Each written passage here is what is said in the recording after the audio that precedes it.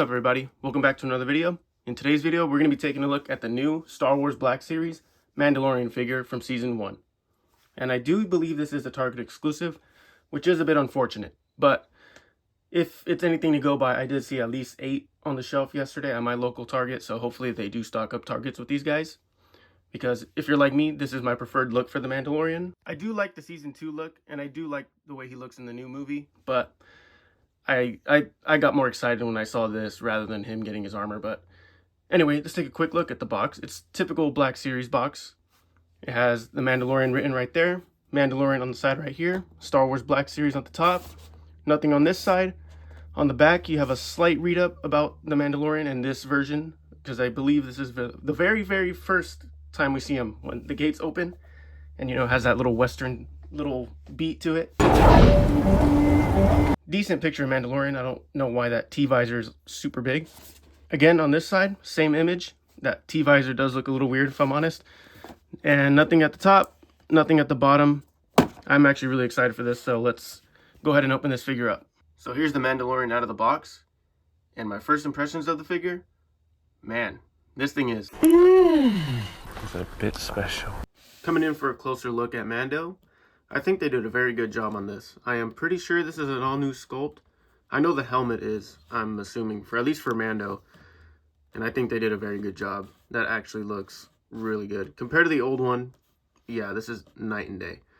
We have a cloth cape, which is nice. I mean, it's not wide or anything, but that's alright.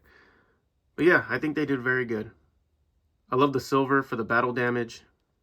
I wish there was a little more paint, like on the gauntlets and stuff, but it's not too bad. I love the scarif. Shoulder pad. Yeah, I think they did very good on this.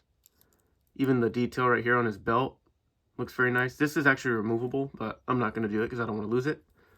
There's one of his accessories holstered right there, and the other one right there. Yeah, they did very, very good on this. Very minimal paint. Obviously, there's none on the back because, one, it's Hasbro, and because the cape covers it, so not a huge deal, but I still wish there was silver paint there.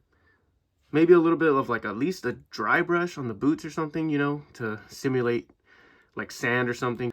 But that's not the worst thing ever, but yeah, overall, I think the sculpting on this guy is really incredible. I mean, especially that helmet. That helmet looks really, really good. I mean, this thing looks really, really good. Very well sculpted, very well proportioned. The color is a bit too bright for me. It doesn't look as bright under my lights, but it does look really, really good. But the paint could have been better. I do prefer this darker silver. You can kind of see it. I do believe it's the new sculpt. I could be very wrong. I'm not sure. But I do love the color of this helmet more. And here is the first Mando helmet. Yeah, I don't like that one at all. It looks kind of weird. But yeah, this one does look a whole lot better and really makes up the figure. Taking a look at Mando's accessories, this is all you get. And I'm going to use something that he should have came with as a pointer stick.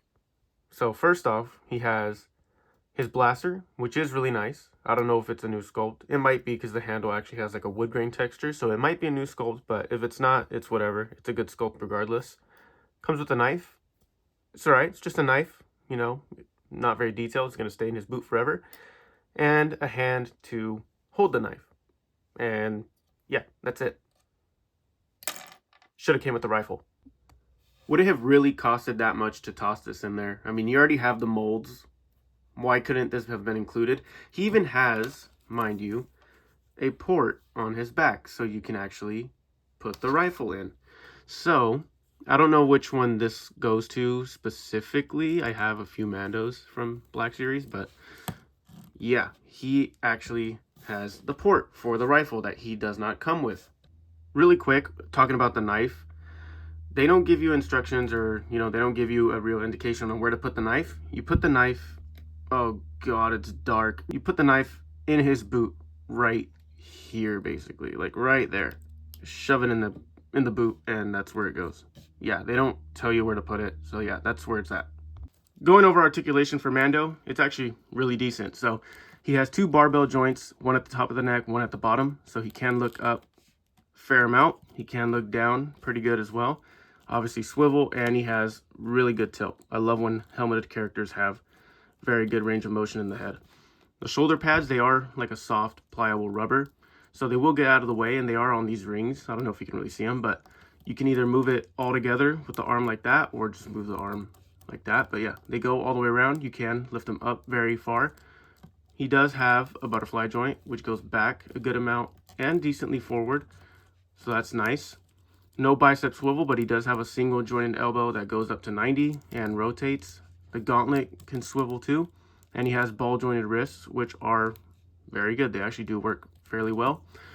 He has a slight squishy torso, not too much. He can't really crunch at all, but that's okay. And he goes back a little bit, and he can tilt side to side. It's on a ball joint, so you can just rotate it all to hell. And this can move around. This little plate right here moves with it. It tends to fall, but I mean, it's whatever. He has ball jointed hips, so they can move out that far, and he can rotate up that far. He has a slight swivel in there. It's on a ball joint, so it can move. He has single jointed knees that go a little past 90, which isn't bad. They do swivel. He has no boot swivel, at least on mine, unless it's stuck, but I don't think he has boot swivel. They do move down that far. They do move up that far. And he has ankle pivot. And yeah, you can get him into all the poses you want. I mean, he's not going to be like a Figure Arts or a Mayfex figure, but yeah, he can actually pose pretty well. Before going into size comparisons, I do want to measure Mando. He is roughly 6 inches. He's probably just a little under 6 inches, but I think that's a good height for him. So now for some size comparisons, going to take a look at a couple Mando figures first. I don't have the original Black Series Season 1 Mando anymore, but I did keep the helmet for the Figure Arts one. And here is the Glavis Ringworld Mando from Season 2. And yeah, this new one's actually a little bit smaller than the other Hasbro figure. But I think it's a good height. I mean, it's not too big, not too small.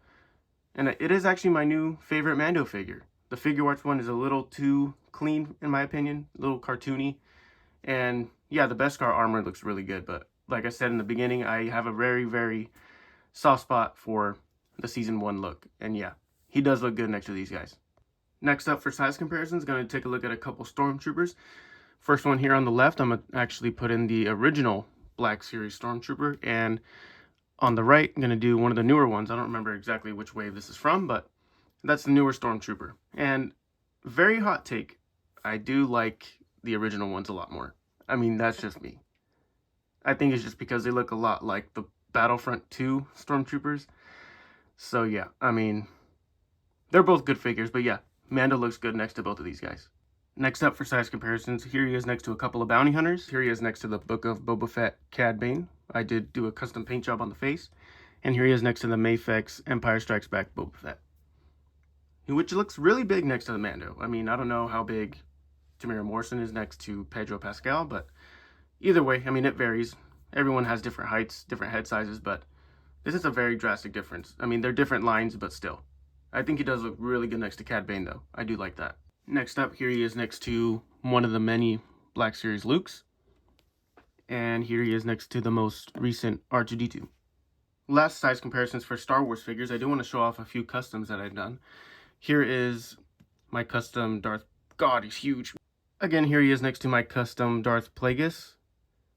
And this one's not fully finished, but it is in progress. Here he is next to my custom Darth Bane. And yeah, again, scaling looks good. And let me know down in the comments if you guys want a video on any of these guys. I do have a short on Darth Plagueis, but he didn't have the mask. I actually stole that from Darth Malgus, and he does look a whole lot better. But yeah, if you guys want a video on him, let me know in the comments. Alright, now for some just random size comparisons. Here he is next to NECA Billy Zane Phantom. And here he is next to a Mayfex figure. Here's the animated Joker, which I do a custom paint job on. Here he is next to a McFarlane styled figure. Here is my custom Mr. Incredible.